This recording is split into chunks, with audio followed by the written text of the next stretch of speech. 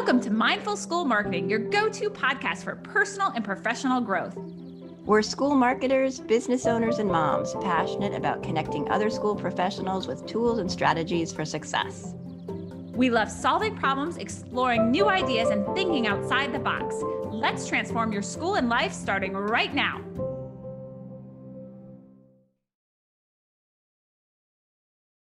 Welcome to Mindful School Marketing. I'm Tara Clays.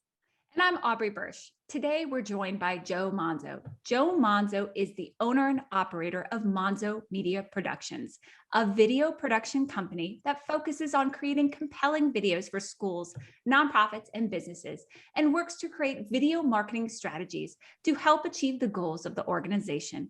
Being a former student at a private school his whole life, Joe is able to see some of the small nuances that help identify the value of the school. Joe and his team love working with schools and to help them and the families who are looking to find the best fit for their children. Welcome, Joe. We're so excited to have you on the show. Thanks so much for having me. I'm excited. Yeah, it's great to see you, Joe. Can you tell us a little bit more about yourself and how you got into video production? Yeah, well, so actually, the first time that I learned that I had a desire and passion to make videos and films was actually at the private school that I went to. It kind of goes a little bit in full circle. I just picked up a camera and, the video teacher said, just go around the classrooms, just take some shots and just put it into some music. And the rest became history. I became interested in creating some short films for some student film festivals, and from there I grew on to doing some more video in college, and then ultimately I decided, let's make something cool here. Let's turn this into a business. So that's kind of how I got into video production to begin with, from the very inception of it. Love that. I mean, I will just say, I think video has just blown up. I mean, in the past several years, it's just blown up, and it's such an important and powerful tool. I think especially probably even more important during COVID, like with the storytelling factors and everything like that. I'm curious, as we're thinking about now and in the future, how have you, or I guess even in the past, how have you seen schools use video effectively? Yeah, well, so I think in general, I would say the good news is that, I started my career doing more work for small businesses, a couple corporate clients. And then as I transitioned more to private schools, I noticed that they were kind of for the most part, ahead of the curve and really utilizing video as part of their marketing, which I was, thrilled about. And I think really, the biggest things that I've noticed is they've really been able to touch on the emotional side of what it means to be a member of their community, what the value is of their school, and it's not just a kind of a cliche sales pitch that you might see on like a TV ad for like a car shop or something like that. This really does dive deeper, and so that's something that I've noticed that schools have done in general a great job doing, and that becomes my job to help showcase that to an even higher level. So that's been one of the great things that I've seen that schools have utilized, is really utilizing that emotional side, because this is an emotional decision that parents make, a big one as well. Yeah, I love video, and on websites that we build, we often include videos that schools provide to us, and they put a lot of thought into them most of the time. I also was really lucky to participate as a judge in the recent Inspired Brilliance Awards, and I would judge the videos, the enrollment videos, and just the range of creativity was really inspiring, to use their word. But one of the things that I noticed was the range of approaches, and something that I found new this year that I didn't really see much last year was humor and the use of sort of a more lighthearted approach. And I wanted to ask a little bit about how you work with the school to kind of find their personality and understand if say humor would work for their school or not, and how those decisions come about and how involved you get in that, or do they come to you knowing that? Yeah, absolutely. Well, so that's a great question. So I think, in terms of kind of starting out with the process, the very first thing I do is I really get to understand what the school's about, what makes them unique. What are some of the problems that, prospective families are having when they're looking at the school? What's the quote unquote competition like? Is it a, highly competitive area with, and is that competition with other private schools or is it with the public schools? And from there, it starts to kind of unfold pretty organically. I do have a rather general approach that we take for videos. We did actually step out a little bit out of that zone recently, but in general, we do a lot of, kind of traditional interviews and B-roll. There's a lot of, in my opinion, and just through our experience, they resonate a little bit more with prospective families who really are trying to get a sense of terms of, all right, what's the school about? Are they going to be able to help me? And is this the right, fit for my child? I think at times there are, there is opportunities to kind of utilize stuff like humor in videos. I try to make it as authentic as possible. We don't do a ton of like staging stuff, mostly because part of the nature, at least with a lot of the schools that we've worked with, is they're really seeking that authentic approach.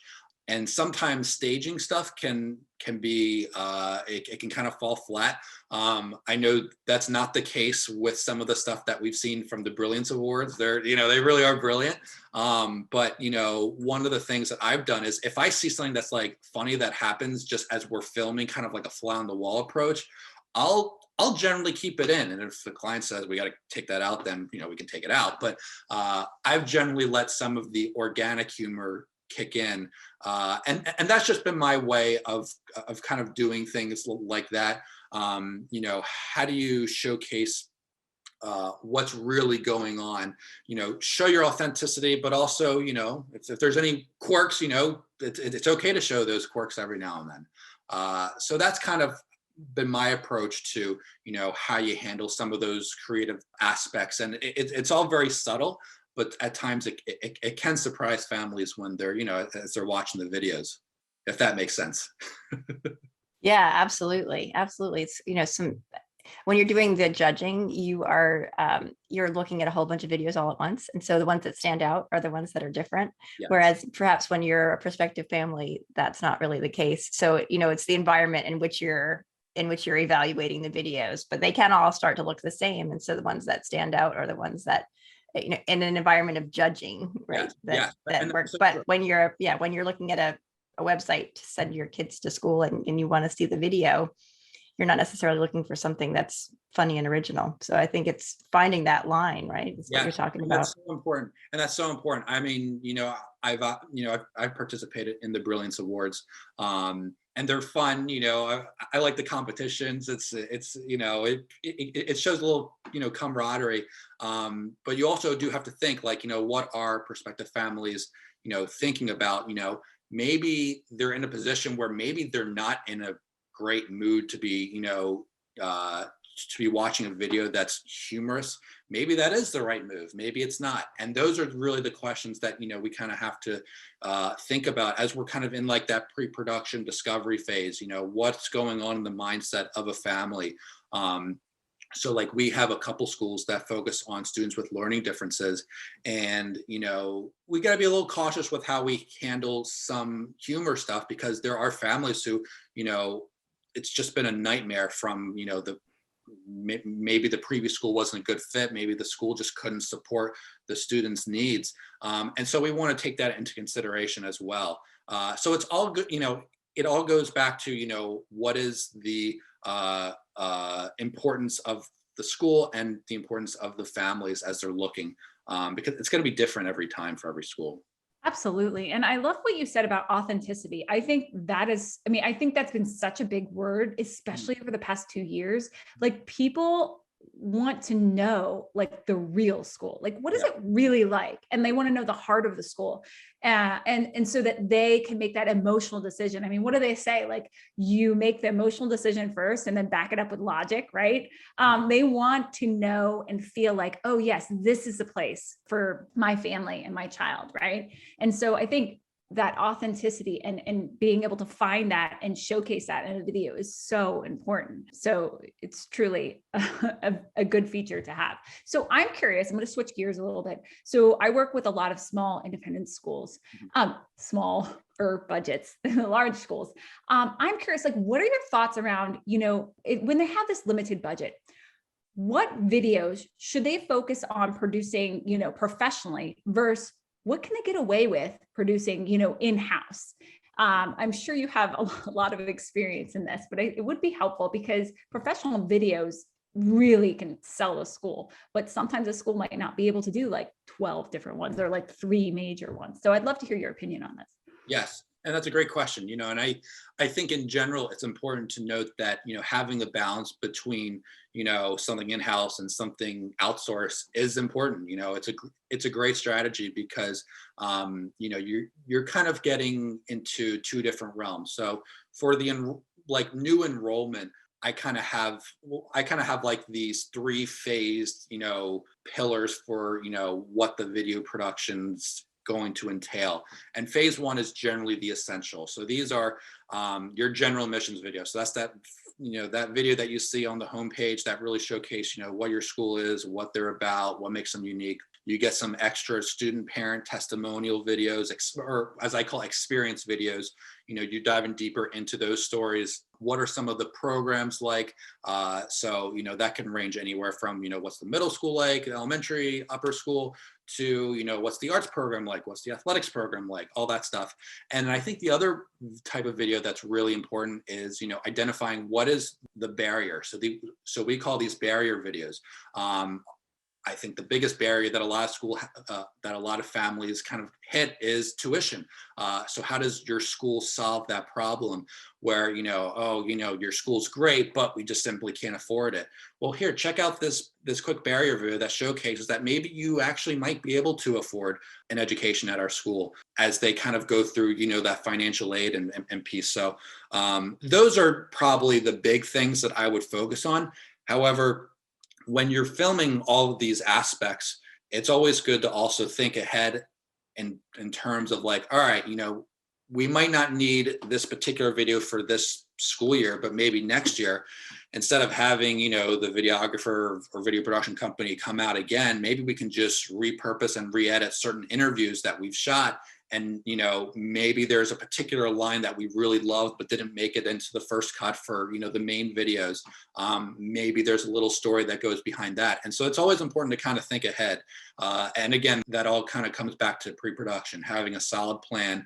And there are some things that pop up where it's like, wow, this, we just shot this and we didn't really expect it to be as a great topic as we expected. But there's something here. I do it all the time with like, as I'm going through interviews, I'm like, this is great, but, we can't use it for this particular phase, but it might be good for phase 2 or phase 3, kind of further down the line. And so now you've saved time and money because now you don't have to go back, reschedule an interview. You might need to get some new B-roll depending on, what you shot and what you didn't shoot, but you're going to save a lot of time and money doing that. But those are probably the big videos that I would certainly focus on, is the general admissions video, student parent experience videos, program videos, and you can decide how many of those you want, and a barrier video. Yeah, So I interesting. know that's a lot. Yeah, it is. And are they varying in length? I mean, what is the maximum length that these videos should be in general? Yeah, so I think in general, the general admissions video can generally get away with being a little longer, 2.5, 3 minutes or so. Program videos, I like to keep really short. I like to keep them at like, 1 minute, 1.5 minutes at most. Mm-hmm. Same with the barrier video. The student parent experience videos, they can generally range from 2.5 minutes. You could even divide them up into, a couple, 1 minute sections based on maybe grade level or stuff like that. So Hmm. in general, length is always kind of like that weird nuance, because I've seen videos that are 30 seconds and I'm already looking at my clock going like, when's it over? And then I've seen videos that are, 2.5, 3.5 minutes long. And it's like, wow, this paced really well. So it can really vary based on, the storytelling process. Yeah. What are some trends that you're seeing heading into this new year, and also how COVID is impacting that too? Yeah, well, I think, the biggest trends are, and I'm always cautious of the word trends, because to me, trends comes across as almost temporary.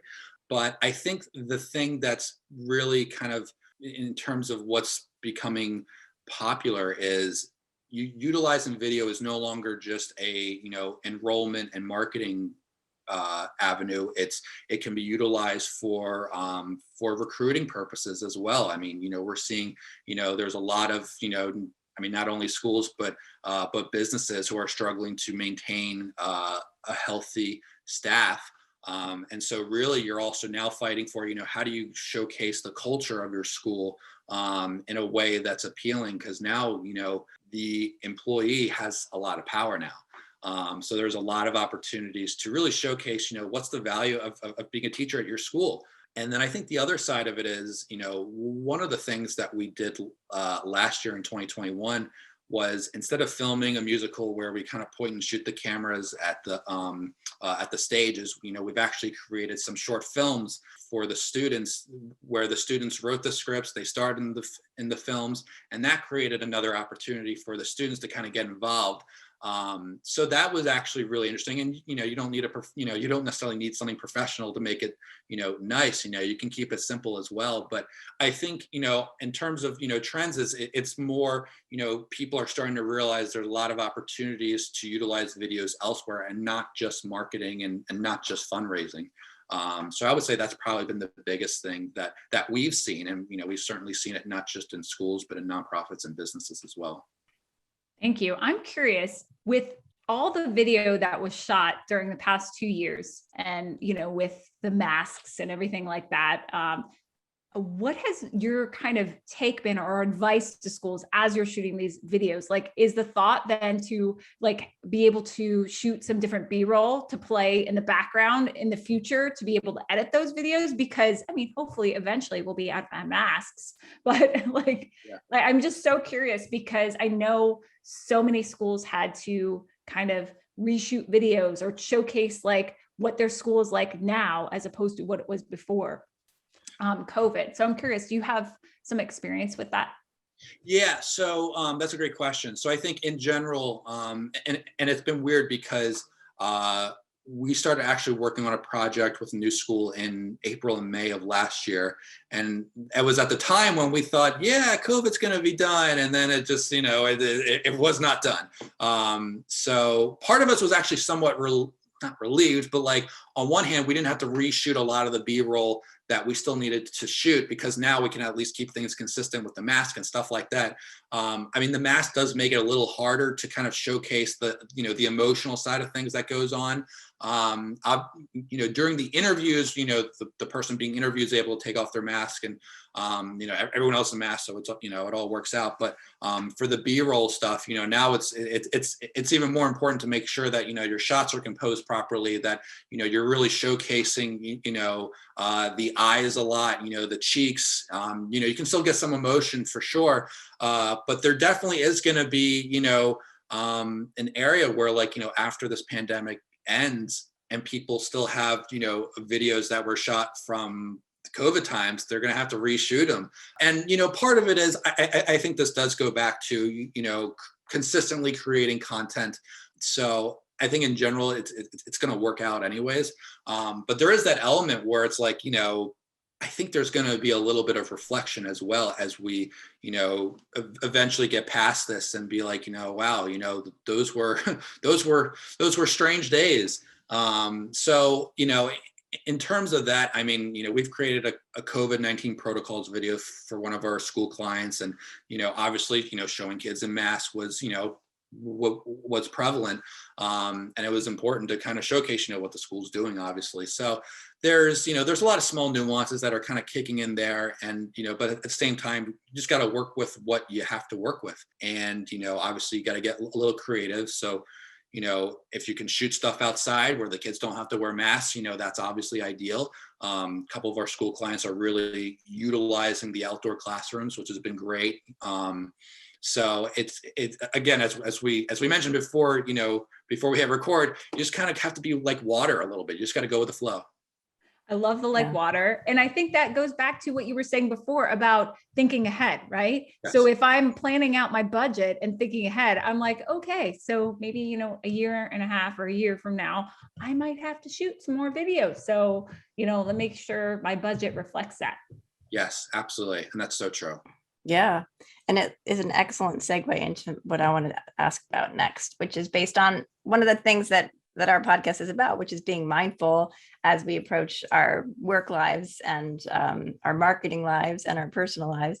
So we kind of addressed this a little bit just now, but if you can expand upon it a little bit in terms of how mindfulness is relevant to video production for schools.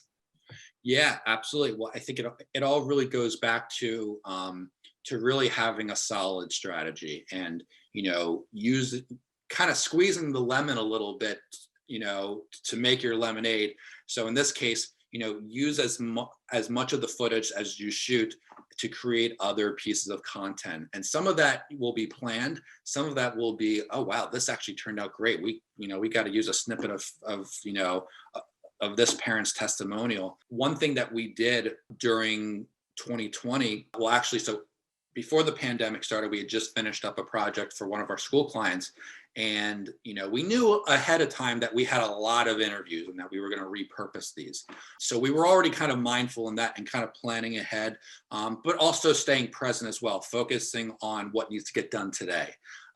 Then comes the fall of 2020 when, they didn't really want anyone on campus. So it's like, well, we have all these interviews. Maybe we can just turn some of these interviews into quick, 15, 25, 30-second talking heads that really just kind of showcases the value of the school and, and really showcase that social proof. So in terms of being mindful, it's important to always have, a plan in terms of like, all right, what's the content that we're shooting today? Here's the stuff that we're going to shoot, but also as you're kind of conducting these interviews and shooting these B-roll, it's like, and this is something that I'm just thinking all the time because I naturally always think forward or I'm thinking backwards. It's tough for me to sometimes be in the present, but it's one of those things where it's like, all right, what can we do to make sure that, we're getting the most bang for our buck? Because at the end of the day, that's an important factor that a lot of small schools have to deal with. And there's a lot of opportunity from that as well, I believe. So hopefully that makes sense. It does. It does. And before we go into some questions that we ask all of our guests, I want to ask you one more question. Yes. What do you do with all the outtakes?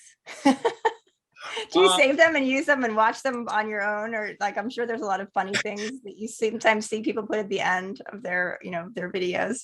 Depends. I really only had one client, and it was actually for a business client, where I actually utilized an outtake for the intro of their video. And it actually worked out super well because they were a super authentic conversational type startup that it worked out. I actually generally don't do a ton with the outtakes, mostly because sometimes people can get a little sensitive about that, about how they look, what they said, and all that stuff. But I am looking through the outtakes, and at least in my mind, I'm just kind of laughing, or I'm like, oh, that's funny. But like, I haven't done anything with the outtakes yet. I've had a couple of people saying like, let's make an outtakes video, but like, we just never get around to it, and it becomes something where it's like, you don't know whose feelings are going to get hurt and stuff like that. Cause that's true. Cause that could be something that like, happens. It actually happened earlier, even before that one client, at the very start of my career, where I did something similar, and my client loved it, but then he had to take it down because, one of his employees wasn't happy with that. So it's, at that rate, I don't really do much with it, but, as I'm editing or as my editors are editing stuff, it's like, sometimes they'll text me and be like, hey, what did, this person mean by whatever, the Right. blurb was. So it's like, Yeah. there's a story behind that. So yeah, it's just, Yeah. just let it go. I know Aubrey makes a lot of videos for social media. I don't make that many, but when I do, it takes me about 15 times. And so I sometimes will look back at the earlier tries and laugh at myself Yeah, for, flubbing the word or, just doing something silly. I don't know if you do the same thing, Aubrey. No, I'm very much, I'm just go for it. You just Rip go the for it. Band-Aid off. And if I make mistakes during it, you'll have a good time laughing at them during the video because I'm not editing them out. I'm a rip the Band-Aid. But I am curious because I have worked with many, many schools and specifically heads of schools who are not comfortable on camera. So this whole outtakes discussion, actually, I was interested, I was thinking in my head, I'm like, oh my goodness, I bet Joe has lots of experience with this. What, in that situation, like, how do you get someone who does not want to be on camera, like, and does not feel comfortable being on camera, but has to be on camera because of their position? Is there a way that you make them like more comfortable and maybe like get, like, is there a warm-up protocol? I'm so curious because I see this all the time. Yeah, well, so it's kind of amazing that you asked that. I actually just finished up a conversation with another school client about this very topic, and then I'm in the process of writing a blog about this very topic. So that's amazing. But I think it's interesting. We actually have at times some of our school clients where we actually don't bring on the head of school. And it could be for a variety of reasons. Sometimes, it's, position doesn't matter to the school, or, sometimes, they're just not as, energetic, but sometimes we do have to have the head of school, and maybe they're a new head that we want to present. But I think in general, to kind of focus on your point, one of the things that I think is really important, especially when you're, kind of conducting an interview, is really try to keep it as casual as you can. You're just having a conversation. Generally how I tell people is like, hey, thanks for, for taking the time to do this, here's how it's going to go. Don't worry about the ums and uhs, we can take that out whether we can or not. But it's one of those things where, I just try to keep it as casual as I can. I do a couple warm-up questions like, just tell us your name and your role here at the school. That'd be great. And, they do that, and that kind of gets them into a little bit of a rhythm. And I should probably even step back.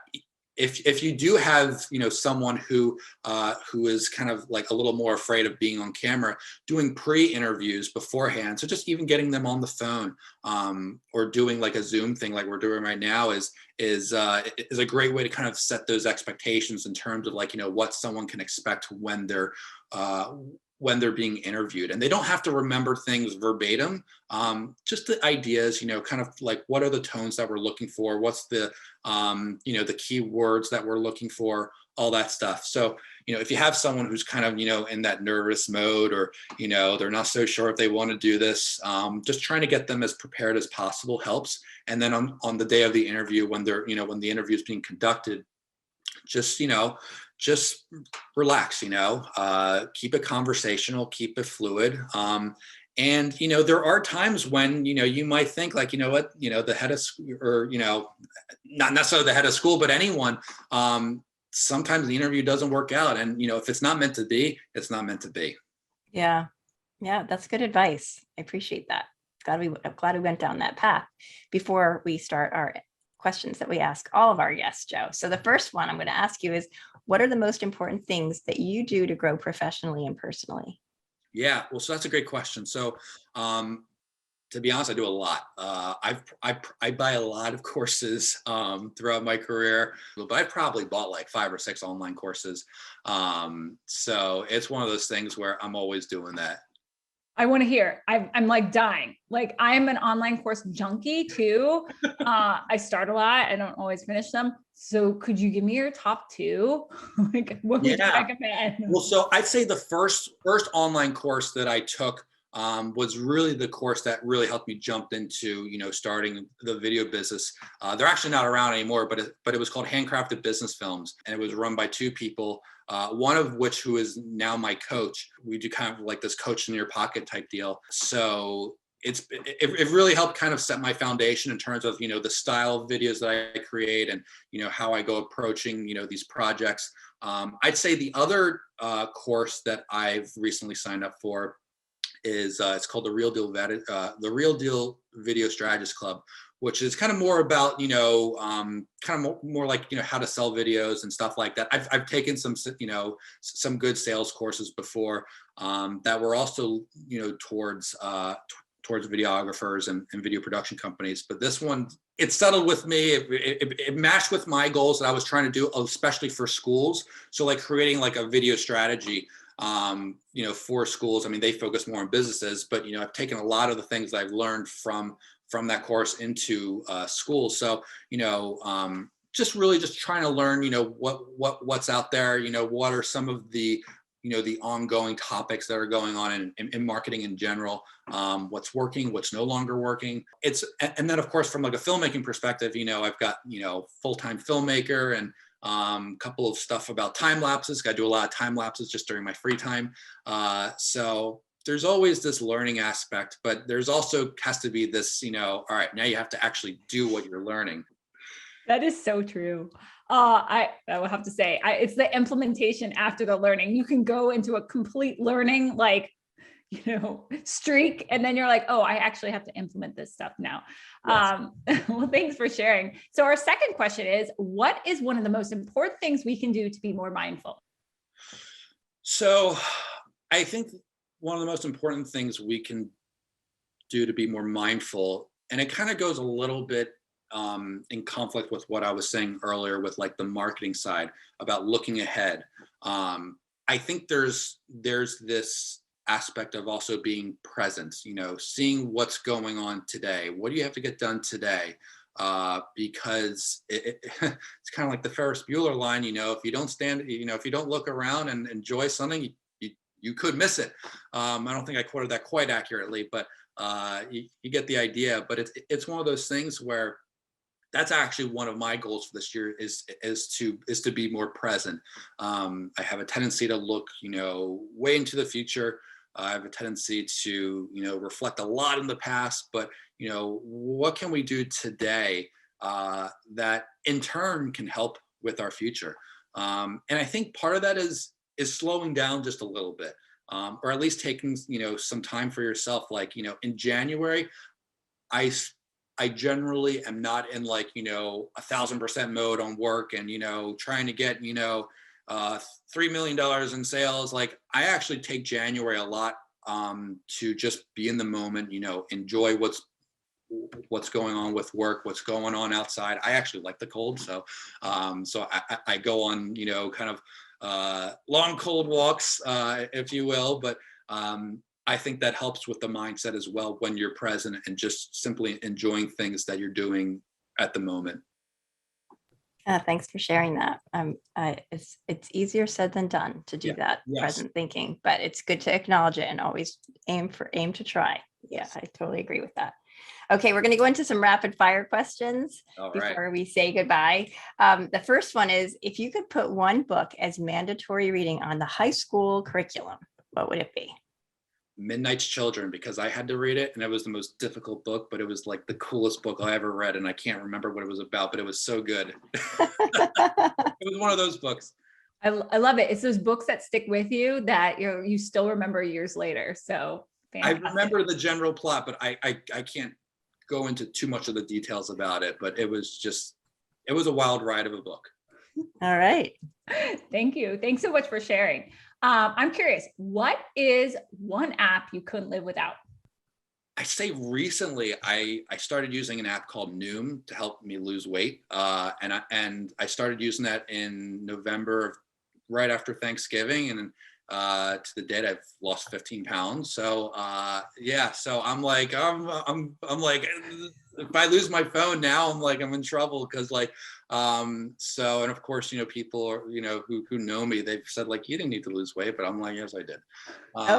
So Noom has actually been a really great app. Yeah, I've heard good things about that. Yeah, Oh cool. my Good for gosh. you. I know. I get their ads all the time. I don't know why they are targeting me, but that's so cool. Well, Yeah. great. And congrats. Yeah, neat.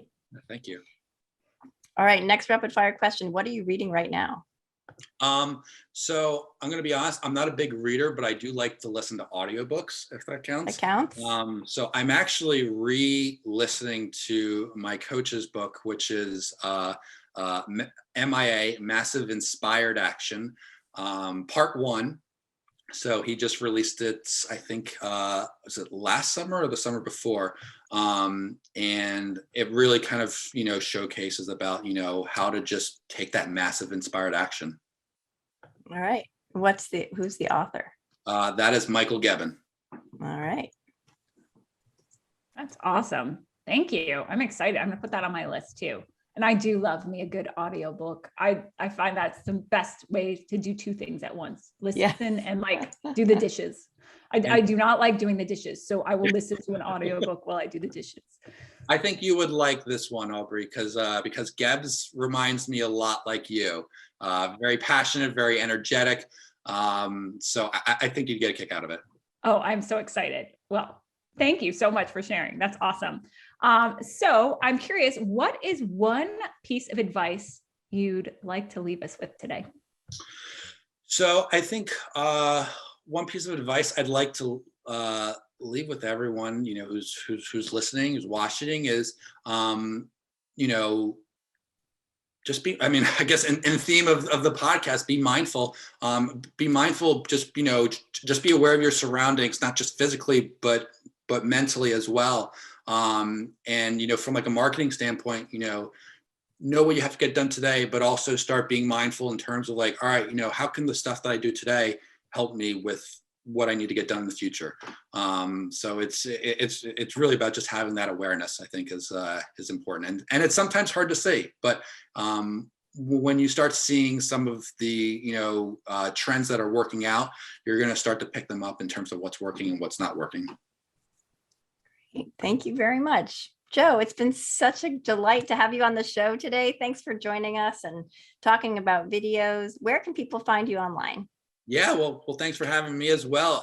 So I'm fairly active on LinkedIn. So you can just search me, Joe Monzo, and then obviously my website, www.monzomediaproductions.com, where you can check out samples of our work and kind of get a sense in terms of what we do. Thank you so much. It's been so fun to talk with you and chat with you. So thanks for sharing these pearls of wisdom too. Yes, thank you, Joe. Thank you. Bye. Bye. Thanks for joining us on the Mindful School Marketing Podcast. We'd love it if you pop into iTunes and leave a review, 5-star preferred. Let us know how you like the show. It helps us improve what we're doing and helps others find us too.